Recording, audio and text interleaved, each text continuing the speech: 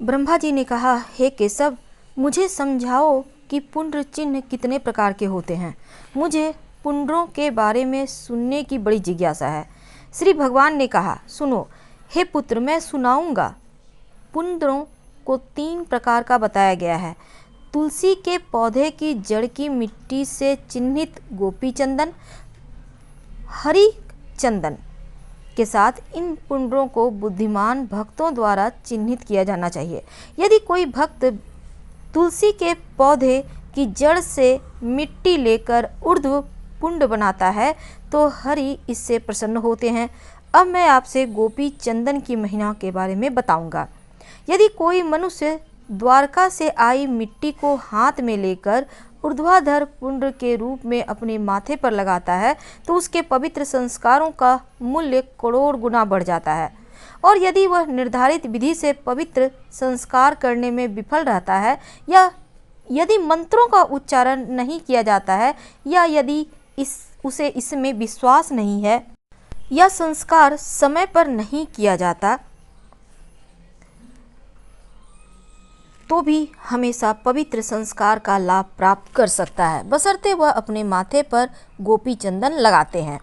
यदि कोई ब्राह्मण प्रतिदिन अपने माथे पर गोपी चंदन के साथ पुंड का पवित्र चिन्ह धारण करता है, चाहे रात हो या दिन, उसे वह लाभ प्राप्त होता है जो सूर्य ग्रहण के दौरान कुरु जंगल में या माघ के दौरान प्रयाग में स्नान करने से प्राप्त होता है। इससे भी अधिक वह मेरे घर में एक देव की तरह रहता है। हे चतुर्मुखी श्री सहित मैं हमेशा उस घर में कंस के हत्यारे के रूप में रहता हूँ जिसमें गोपी चंदन होता है, बशर्ते कि आदमी इसे भक्ति पूर्वक अपने माथे पर लगाए। यदि कोई मनुष्य द्वारका से उत्पन्न हुई मिट्टी को सदैव अपने माथे पर धारण करता है तो वह मिट्टी जो बहुत पवित्र है और कली के सभी पापों को दूर करने वाली है और मेरे मंत्र से प्रेरित है, तो यम उसे नहीं देखेगा, भले ही उसका पेट भर जाए पापों का। प्रिय पुत्र, यदि कोई गायों और बच्चों यहाँ तक कि ब्राह्मणों का हत्यारा भी हो तो वह मेरे कमलापति भगवान के लोक में जाता है। यदि मृत्यु के समय उसके शरीर पर गोपी चंदन का निशान हो या उसका माथा, भुजाएं, छाती या सिर पर गोपी चंदन हो। हे प्रिय पुत्र, जिसके माथे पर गोपी चंदन का चिन्ह है उसे दुष्ट आत्माएं परेशान नहीं करती और ना ही राक्षस, यक्ष, पिशाच, सांप, भूतों और पिचासों के समूह से पीड़ा पहुंचाते हैं।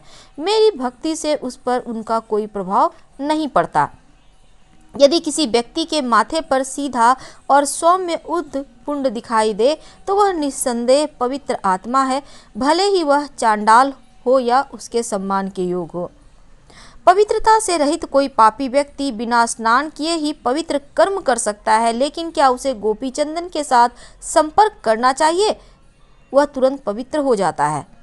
एक मनुष्य अशुद्ध हो सकता है, कदाचार का दोषी हो सकता है उसने कई बड़े पाप किए हों, परंतु यदि उस पर ऊर्ध्वपुंड का चिन्ह अंकित हो तो वह सदैव शुद्ध एवं स्वच्छ रहेगा।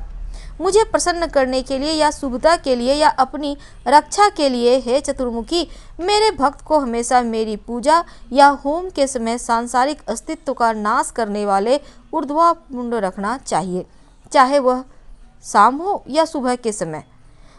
उसके मन में पवित्रता और एकाग्रता होनी चाहिए।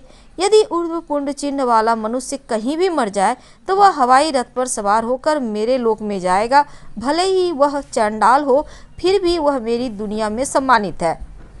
जब अर्धपुंड चिन्ह वाला मनुष्य किसी व्यक्ति के द्वारा दिया गया भोजन करता है तो मैं उस व्यक्ति की 20 पीढ़ियों को नरक में से भी मुक्ति दिला देता हूँ।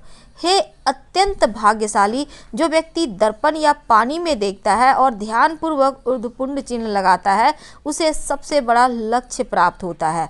गोपी चंदन को अलग अलग उंगलियों से लगाने से लाभ होता है। अनामिका उंगली को शांति प्रदान करने वाला कहा गया है, मध्यमा उंगली दीर्घायु के लिए और अंगूठे को पोषण प्रदान करने वाला कहा गया है। तर्जनी उंगली से मोक्ष की प्राप्ति होती है। यदि कोई व्यक्ति किसी वैष्णव को गोपी चंदन का एक टुकड़ा देता है तो उसके परिवार की 108 पीढ़ियों का उद्धार हो जाता है। यज्ञ, दान, तपस्या, होम, वेदों का अध्ययन, जटाओं को जल से तर्पण, ये सभी निष्फल हो जाते हैं यदि उन्हें ऊर्ध्वाधर पुंड चिन्ह के बिना किया जाए। यदि किसी मनुष्य का शरीर ऊर्ध्वाधर पुंड से रहित है तो मैं उसका मुख कभी नहीं देखूंगा, क्योंकि वह श्मशान के समान है। ऊर्ध्वपुंड चिन्ह अवश्य लगाना चाहिए। इसके अलावा विष्णु की कृपा प्राप्त करने के लिए उसके पास मछली, कछुआ की छाप होनी चाहिए। यह महाविष्णु को अत्यधिक प्रसन्न करता है। यदि कलयुग के समय कोई मनुष्य मेरे नगर से निकली मिट्टी लेकर मछली, कछुए की छाप बनाता है तो हे देवों में श्रेष्ठ, जान लो कि मैंने उसके शरीर में प्रवेश कर लिया है। उनमें और मुझ में कोई अंतर नहीं है। कल्याण की इच्छा रखने वाले को यह अवश्य धारण करना चाहिए। यदि किसी मनुष्य के शरीर पर मेरे अवतारों के चिन्ह दिखाई दे तो उसे मनुष्य नहीं समझना चाहिए। निश्चय ही वह उसका शरीर मेरा शरीर है। कलयुग में उस देहधारी आत्मा का पाप पुण्य कर्म बन जाता है जिसके शरीर पर मेरे हथियार खींचे हुए दिखाई देते हैं। जो दोनों चिन्हों अर्थात मछली और कछुए के चिन्ह से चिन्हित होता है उसके शरीर में मेरा तेज समाहित हो जाता है। जिसके शरीर पर शंख, कमल, गदा, चक्र, फास और कछुआ ये सभी अंकित हैं, वह अपने गुणों को बढ़ाता है और सैकड़ों जन्मों के दौरान अर्जित पापों से नष्ट कर देता है। यम उस व्यक्ति को नुकसान नहीं पहुंचा सकते जिनके शरीर पर हमेशा नारायण के हथियार अंकित होते हैं, भले ही उसने करोड़ों पाप किए हों। यदि प्रतिदिन दाहिनी भुजा पर शंख का चिन्ह अंकित किया जाए तो उसे करोड़ों जन्मों तक शंखोद्धार तीर्थ में निवास करने वाले जो फल का लाभ है वह प्राप्त होता है। यदि शंख के ऊपर कमल का चिन्ह अंकित हो तो व्यक्ति को पुष्कर में कमल नयन भगवान के दर्शन से मिलने वाले लाभ का करोड़ों गुना लाभ होता है। गदाधर विष्णु प्रतिदिन उस व्यक्ति को गया यानी पवित्र स्थान की यात्रा का पुण्य प्रदान करते हैं जिसकी बाईं भुजा पर कलयुग में लोहे की गदा अंकित दिखाई देती है। यदि लोहे की गदा और चक्र का प्रतीक अंकित किया जाए तो वही लाभ होता है जो आनंदपुरा में चक्र स्वामिन के पास लिंग के दर्शन के लिए बताया गया है। यदि किसी के शरीर पर गोपी चंदन मिट्टी से मेरे शस्त्रों का चिन्ह हो जाए तो वह प्रयाग और तीर्थों में जाकर क्या करेगा। जब भी शंख आदि से अंकित कोई शरीर दिखाई देता है तो मैं प्रसन्न हो जाता हूँ और उसके पापों को जला देता हूँ। यदि किसी के शरीर पर दिन रात शंख, चक्र, गदा और पद्म के चिन्ह विद्यमान होते हैं तो वह मेरे ही समान है। कलयुग में यदि कोई स्वयं को नारायण के अस्त्र शस्त्रों से अंकित कर लेता है और फिर कोई पुण्य कर्म करता है तो वह मेरु के समान हो जाता है, इसमें कोई भी संदेह नहीं। हे पुत्र, यदि किसी पर शंख शस्त्र अंकित है, वह श्राद्ध करता है तो पितरों को जो कुछ अर्पित करता है उसका अक्षय लाभ मिलता है। श्राद्ध की विधि में कमी होने पर भी उत्तम और पूर्ण हो जाता है। जिस प्रकार वायु के जोर से चलने पर आग लकड़ी को जला देती है, उसी प्रकार मेरे हथियार पाप देखकर उन्हें जला देते हैं। कलयुग में जो सोने या चांदी की मुहर धारण करता है, मेरे 8 अक्षरों वाले नाम यानी ओम नारायणाय नमः और शंख तथा मेरे अन्य हथियारों से अंकित उसे प्रहलाद के बराबर माना जाना चाहिए, अन्यथा वह मुझे प्रिय नहीं है। वह ब्राह्मण जिसके पास नारायण की मुहर है, जिसके शरीर पर शंख आदि अंकित है, जिसके पास धात्री फल या तुलसी की टहनियों से बनी माला है, जिसने 12 अक्षर वाले मंत्र का जप किया है यानी ओम नारायणाय नमः और जिसके शरीर पर हथियार अंकित है, वह मेरे बराबर है, वह एक वैष्णव है। यदि कोई ब्राह्मण जिसके शरीर पर शंख अंकित है किसी व्यक्ति के घर में भोजन करता है तो हे मेरे पुत्र, मैं भी उसके पितरों के साथ उसका भोजन खाता हूँ। यदि कोई कृष्ण के शस्त्रों से अंकित व्यक्ति को देखकर उसका सम्मान नहीं करता तो 12 वर्षों के दौरान अर्जित उसकी योग्यता राक्षस बास्कल के वंशज को मिल जाती है। यदि कृष्ण के शस्त्रों से अंकित कोई व्यक्ति स्मशान में मर जाता है तो हे सम्मानदाता, उसका लक्ष्य वही है जो प्रयाग में मरने वाले के लिए घोषित किया गया है। कलयुग में यदि किसी का शरीर हमेशा मेरे हथियारों से अलंकृत रहता है तो वासव सहित देवता उसका सहारा लेते हैं।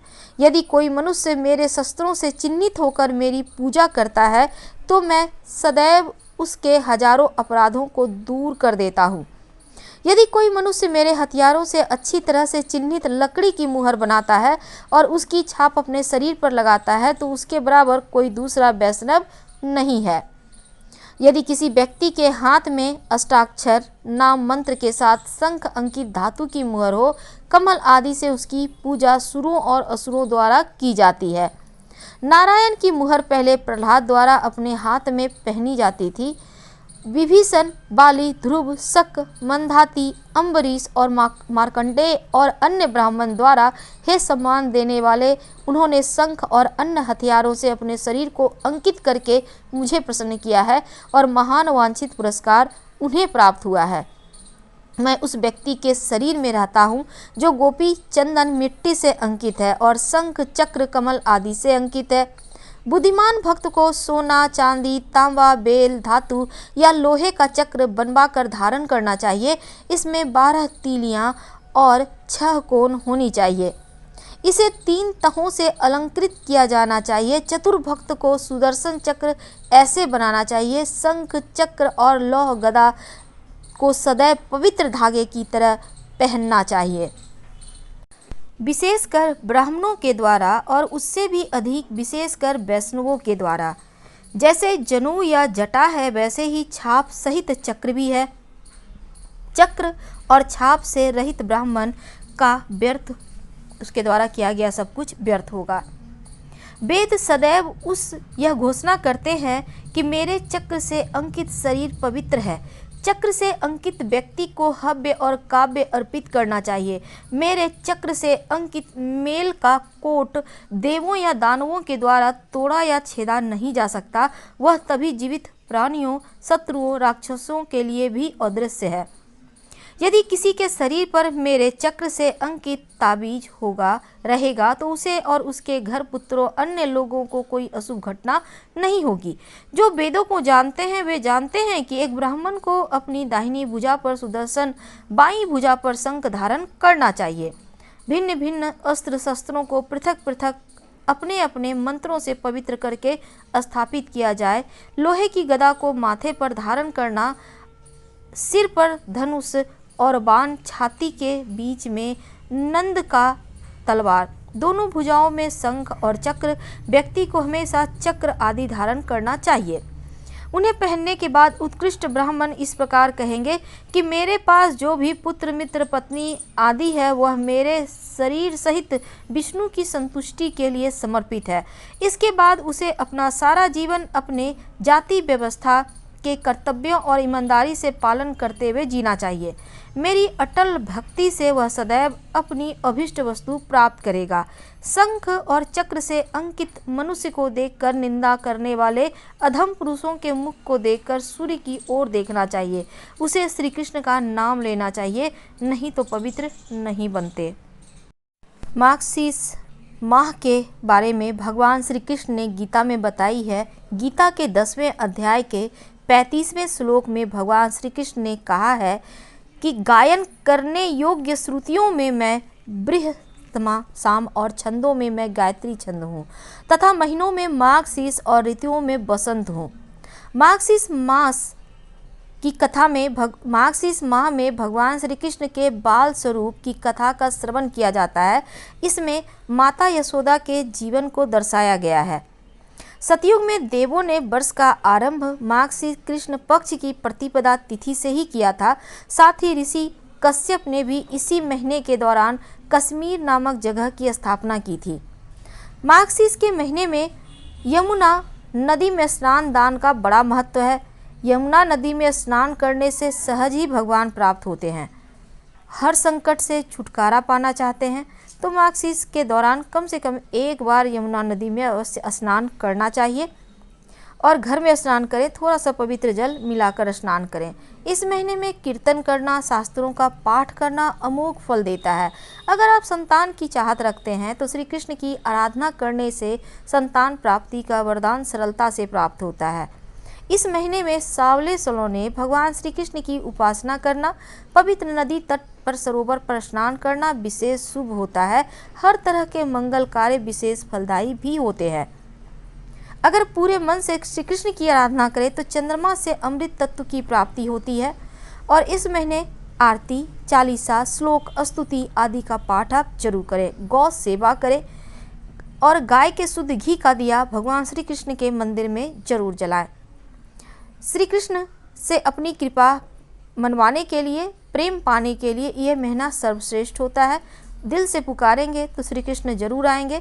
इस महीने तेल की मालिश भी करनी चाहिए और प्रतिदिन गीता का पाठ भी करना चाहिए। स्कंद पुराण के अनुसार श्री कृष्ण और राधा की कृपा पाने वाले मनुष्य को मार्गशीर्ष माह में व्रत, उपवास, निरंतर भजन कीर्तन करते रहना चाहिए। हर हर महादेव। धन्यवाद।